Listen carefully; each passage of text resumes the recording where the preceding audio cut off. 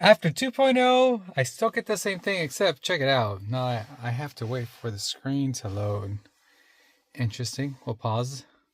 All right, and we're back. So now it's showing that I am getting about 50% solar rate right now.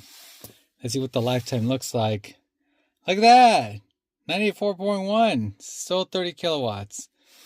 But it is actively charging at 50%. It is still only 10 o'clock, which is very, very cool. 51, 48%. I'll come back when the sun is really, really high and see if that changes.